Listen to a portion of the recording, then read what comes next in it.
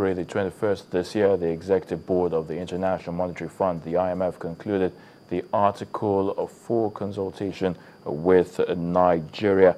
Now, the executive directors welcomed Nigeria's continued strong macroeconomic performance, underpinned particularly by sustained high growth in the non-oil sector.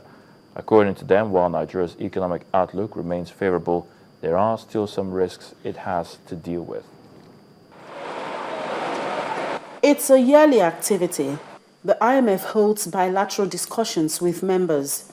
The staff team visits the country, collects economic and financial information, and discusses with officials the country's economic developments and policies, and publishes the reports.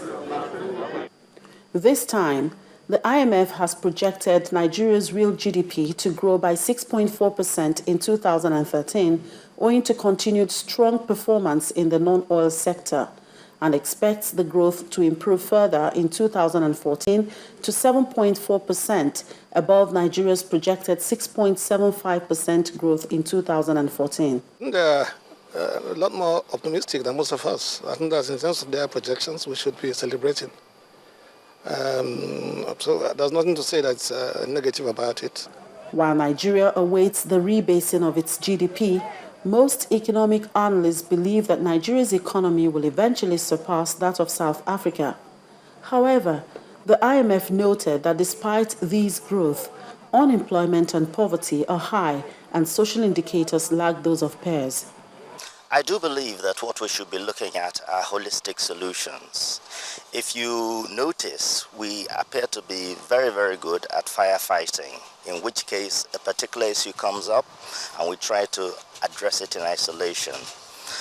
The sooner we begin to look at things comprehensively, the better it will be for all of us.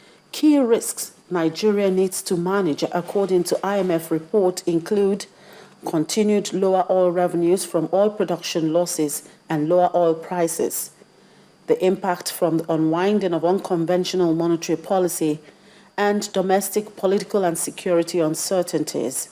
However, to ensure macroeconomic stability, the fund has recommended the need to rebuild fiscal buffers.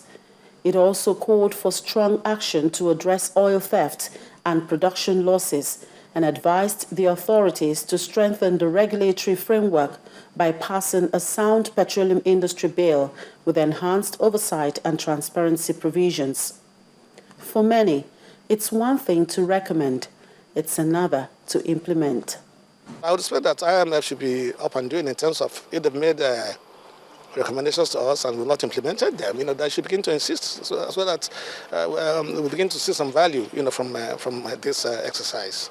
Now, the projections and ratings of the Nigerian economy may be optimistic, as some economic analysts have said, but the challenge remains how to make these positive projections come to reality. Chimezie Obi Wago, Channels Television News.